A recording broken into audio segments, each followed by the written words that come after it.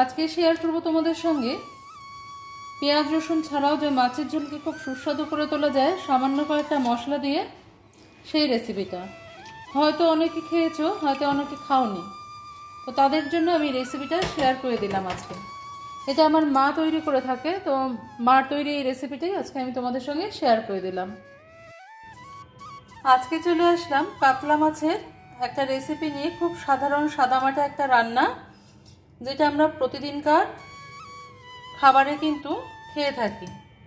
এটা আমার মা যেভাবে তৈরি করেন আমিও সেভাবে তৈরি করে দেখালাম আজকে তোমাদের। খুব হালকা পাতলা করে কাতলা মাছের ঝোল কি করে রান্না করতে হয় সেটা আমি তোমাদের সঙ্গে শেয়ার করে দিলাম। তো 4 পিস কাতলা মাছ আমি এখানে নিয়ে নিয়েছি। তোমরা চাইলে কিন্তু রুই মাছের ব্যবহারও করতে পারো। মাছের গায়ে খুব ভালো করে নুন হলুদ মাখিয়ে নেবো। মাছটা আগে থেকেই ধুয়ে পরিষ্কার করা ছিল, সঙ্গে আমার হাতটাও, কারণ এটা একটা হেলদি হ্যাবিট। তো মাছের গায়ে নুন হলুদটা ভালো করে মাখিয়ে নিয়ে আমি একটা কড়াই বসিয়ে দিয়েছি। মাছ ভাজতে তো আমরা সবাই জানি। এই 4 পিস মাছ আমি আগে ভেজে নেব। Welcome to my channel Shatabdi's kitchen. Shatabdi's কিচেনে তোমাদের সবাইকে স্বাগত।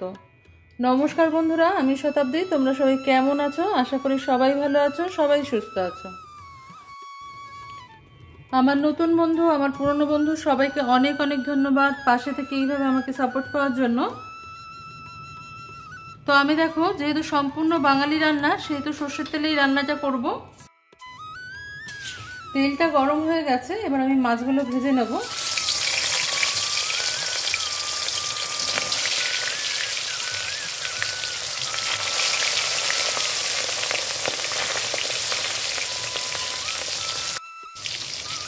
সাধারণ এই রেসিপিটা যদি কারোর ভালো লেগে থাকে অবশ্যই বাড়িতে একবার খেয়ে দেখবে। এই গরমের মধ্যে খেতে কিন্তু খুব ভালো লাগে। তো মাছটা আমার দেখো আমি এপিট ওপিট করে ভেজে নিয়েছি। এবার আমি কিন্তু মাছটাকে তুলে নেব। যার যেরকম ইচ্ছা, কড়া করে ভাজতে চাইলে কড়া করে ভাজতে পারো, হালকা করে ভাজতে চাইলে হালকা করে ভাজতে পারো। যে যেরকম খাও সেরকমভাবে ভেজে নিতে পারো। আমি একটু মিডিয়াম করে ভেজে নেব, না কড়া না হালকা, একটু মিডিয়াম করে ভেজে নেব এটাকে।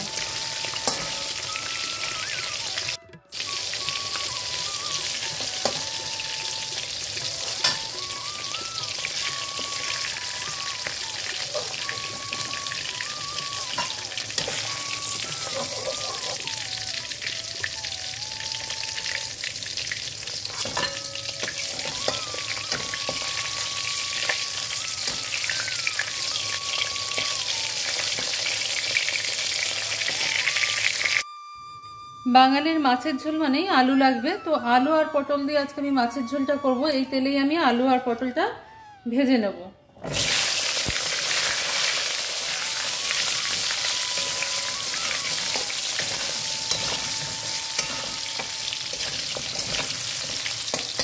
সামান্য একটুখানি নুন দিয়ে দেবো আমি। চ্যানেলে যদি কোনো নতুন বন্ধু হয়ে থাকো, বন্ধু হতে চাইলে বন্ধু হয়ে পাশে চলে আসতে পারো। সেজন্য তোমাদের পুরো ভিডিওটা দেখে সাবস্ক্রাইব বাটনের সাথে সাথে বেল নোটিফিকেশানটাও অন করে দিতে হবে, যাতে প্রথম ভিডিও নোটিফিকেশান তোমার কাছে সবার আগে পৌঁছে যায়। এবার আলু পটলটাও আমি তুলে নেব, কারণ এটা ভাজা হয়ে গেছে। তোমরা কিন্তু যে কোনো সবজি দিয়ে করতে পারো, এটা কোনো অসুবিধা নেই। গরমে যে সবজি পাওয়া যায়, ঝিঙে চিচিঙ্গা এসব দিয়েও করতে পারো। এবার তেলটা আমি একটু কমিয়ে নেব। এবার দেখো, আমি এই দুটো তেজপাতা, একটুখানি গোটা জিরে, কিছুটা আদা আর কয়েকটা কাঁচা লঙ্কার একটা পেস্ট তৈরি করে নেব। কড়াইয়ের তেলটা আমি কমিয়ে নিয়েছি। এবার ফোড়ন হিসেবে আমি এখানে দিয়ে দেবো দুটো তেজপাতা,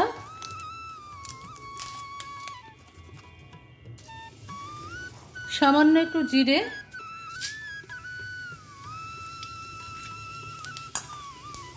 কয়েকটা চিড়ে রাখা কাঁচা লঙ্কা আর একটা শুকনো লঙ্কা আমি হাত দিয়ে টুকরো করে দিয়েছি। যখন ফোড়নটা ভাজার একটা সুন্দর গন্ধ বের হবে, জিরে, শুকনো লঙ্কা, কাঁচা লঙ্কা, তেজপাতা, তখন আমরা এর মধ্যে অ্যাড করে দেবো যে মশলাটা আমি পেস্ট করে রাখলাম সেটা। দেখো জিরেগুলো ভাজা হয়ে গেছে। আমি কিন্তু মশলাটা একটু জলের সাহায্যে পেস্টটা করেছি। এবার গ্রাইন্ডিং জারটা ধুয়ে একটুখানি জল দিয়ে আমি কষিয়ে নেব। দিয়ে দেবো প্রয়োজন মতো নুন আর হলুদ।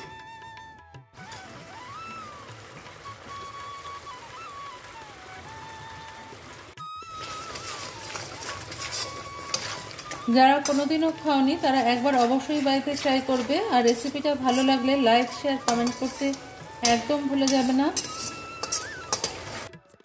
মশলাটা দেখো কষানো হয়ে গেছে আমার ভালো করে। এবার আমি আলু আর পটলটা এর মধ্যে অ্যাড করে দেবো। আলু আর পটলটা দিয়ে একটুখানি নাড়িয়ে চাড়িয়ে, যেহেতু দুটোই ভাজা আছে, আমি এখানে একটুখানি গরম জল করে রেখেছিলাম। কোনো অসুবিধা নেই, তোমরা নর্মাল টেম্পারেচারে থাকা জলও ইউজ করতে পারো এখন গরমের মধ্যে। তবে গরম জলটা দিলে তাড়াতাড়ি হয়ে যায় রান্নাটা, আর স্বাদটাও ভালো হয়।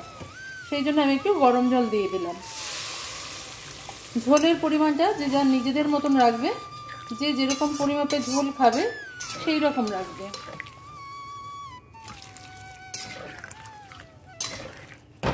আর এই রকম ঝোল কিন্তু একটু পাতলা হলেই খেতে বেশি ভালো লাগে, খুব বেশি ঘন হয়ে গেলে কিন্তু ভালো লাগে না। তাই আমি ঝোলটাকে একটু বাড়িয়ে দিলাম।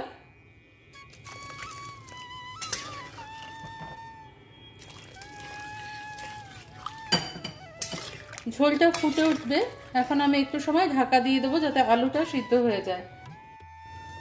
আমি কিছুক্ষণ ঢাকা দিয়ে এটা রান্না করে নিয়েছি যাতে আলুটা সিদ্ধ হয়ে যায়। তো আলুটা এখন সিদ্ধ হয়ে গেছে। এবার আমি মাছগুলো এর সঙ্গে যোগ করে দেবো।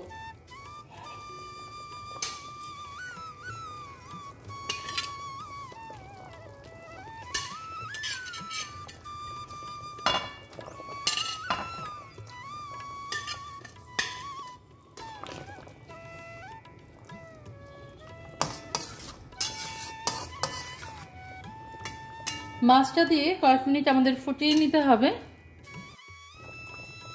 রোজকার সাধারণ মাছের ঝোলে মাত্র দুটো উপকরণ যদি তোমরা মেশাও তাহলেই কিন্তু মাছের ঝোলের স্বাদটা অনেক বদলে যাবে। যে দুটো উপকরণের কথা আমি বলছি সেটা হচ্ছে তেজপাতা আর আদা বাটা।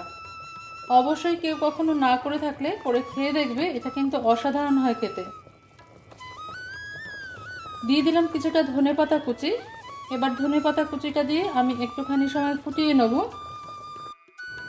মাছের ঝোলটা আমার তৈরি হয়ে গেছে। এবার দেখো মাছটাকে আমি একটা বাটিতে তুলে নিচ্ছি। এইভাবে তোমরা অবশ্যই বাড়িতে ট্রাই করবে। আজকে তাহলে এই পর্যন্তই বন্ধুরা, দেখা হচ্ছে পরের দিন অন্য কোনো রেসিপি নিয়ে তোমাদের সঙ্গে। তোমরা সবাই ভালো থেকো, সুস্থ থেকো।